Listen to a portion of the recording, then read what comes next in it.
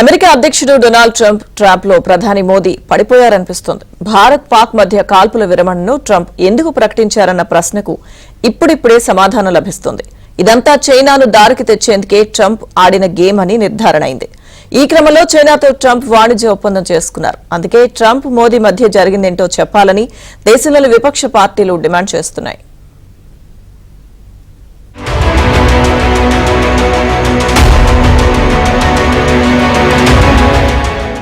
భారత్ పాకిస్తాన్ మధ్య అమెరికా ఎందుకు దూరింది? యుద్ధం ఇలా మొదలై అలా ముగియడం వెనుక ఎవరున్నారు?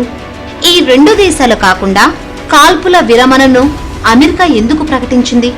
ఇలాంటి ప్రశ్నలన్నిటినీ దేశ ప్రజలు సంధిస్తూ ఐరన్ లేడీ ఇందిరాగాంధీ, ప్రస్తుత ప్రధాని నరేంద్ర మోదీ మధ్య ఉన్న తేడాలు బేరీజు వేస్తున్న తరుణంలోనే అసలు సంగతి బయటకు వచ్చింది.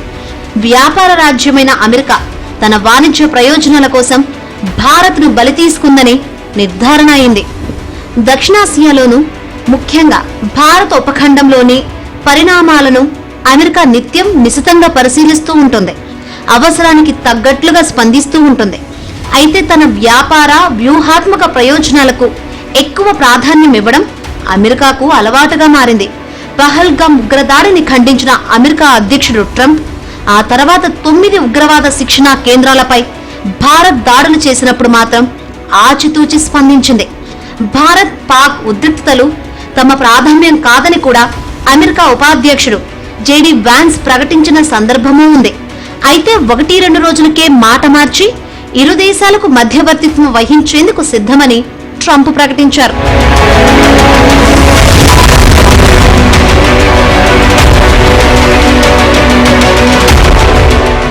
ట్రంప్ అధికారానికి వచ్చిన తర్వాత అనేక దుందుడుకు నిర్ణయాలు తీసుకున్నారు. కొన్ని దేశాల ఆర్థిక పరిస్థితులను పూర్తిగా దెబ్బతీసే చర్యలకు దిగారు. చివరకు తన చిరకాల ప్రత్యర్థి చైనాపై కూడా టారిఫ్ వార్ ప్రకటించారు. చైనా కంగు తిన్నప్పటికీ అదే స్థాయిలో అమెరికాకు జలక్కిచ్చేందుకు ప్రయత్నించింది. దానితో అగ్రరాజ్యం ఉక్కిరిబిక్కిరయ్యే దుస్థితిలోకి వెళ్లిపోయింది. అమెరికా ఆర్థికంగా దెబ్బతినే పరిస్థితి వచ్చింది. దానితో ఎలా బయటపడాలో అర్థం కాక ఇబ్బంది పడుతున్న అమెరికా దేశానికి భారత్ పాక్ ఉద్రిక్తతలు కలిసొచ్చాయి. ఇరు వర్గాలపై ఒత్తిడి తెచ్చి వారిని సమాధానపరిచింది. కాల్పుల విరమణకు అంగీకరింపజేసింది. ఈ క్రమంలో చైనాకు కూడా అమెరికా ఒక ప్రయోజనం కలిగించింది. పాకిస్తాన్ వాడేదన్ని టర్కీ, చైనా ఆయుధాలేనని అందరికీ తెలుసు. పాకిస్తాన్ దాడులను భారత సైన్యం సమర్థంగా తిప్పికొడుతుంటే అది చైనాకు ఇబ్బందిగా మారింది. యుద్ధం ఇంకొంతకాలం కొనసాగితే చైనా ఆయుధాలు పరమ వేస్ట్ అని తేలిపోయేది. ఆ పరిస్థితిలో కాల్పుల విరమణ చైనాకు కూడా కలిసొచ్చింది. తమకు సాయం చేసిన అమెరికాతో వాణిజ్య సర్దుబాటుకు చైనా అంగీకరించింది.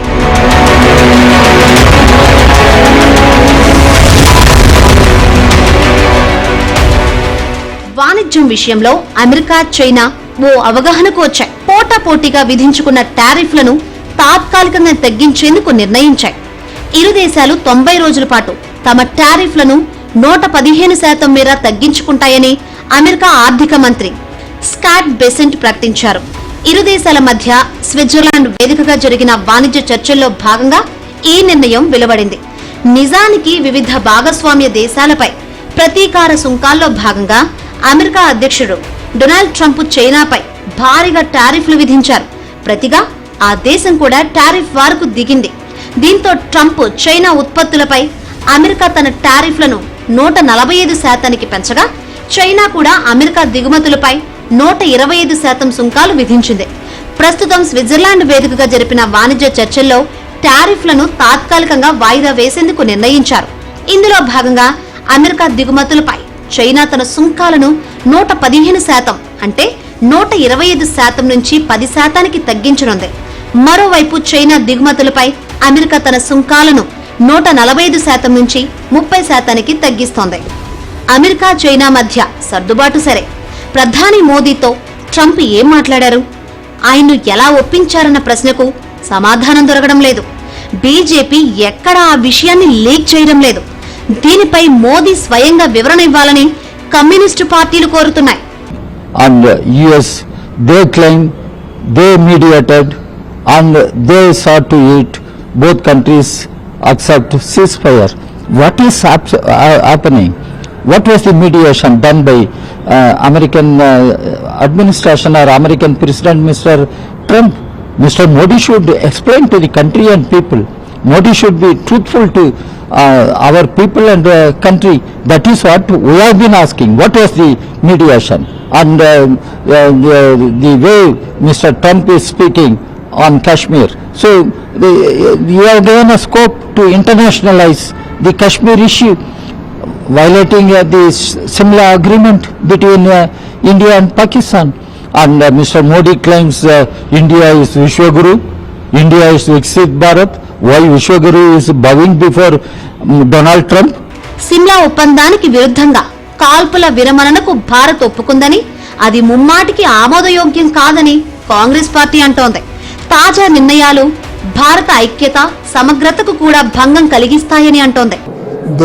देश को मजबूत बनाना, हम सब लोग एक रहना, और जो लोग वहाँ यहाँ बातें करते हैं वो अच्छा नहीं है. पहले देश को एक रखो और सब मिलके लड़ने की तरफ देखो, क्योंकि लड़ना ये ज़रूरी है. और एक देश को चलाने के लिए एक टीम होती है, और टीम में हर खिलाड़ी अपना अपना रोल खेलना पड़ता है. ఇప్పుడు పాక్ ఆక్రమిత కశ్మీర్ వ్యవహారాన్ని కూడా సానుకూలంగా స్పందించేందుకు సిద్ధంగా ఉన్నామని ట్రంప్ ప్రకటించడం ఇప్పుడు చర్చనీయాంశమైంది. అది పూర్తిగా ద్వైపాక్షిక అంశమని, దాన్ని అంతర్జాతీయం చేయడం తమకు ఇష్టం లేదని భారత నేతలు అంటున్నారు. మరి ఇప్పటికైనా మోదీ స్పందిస్తారా?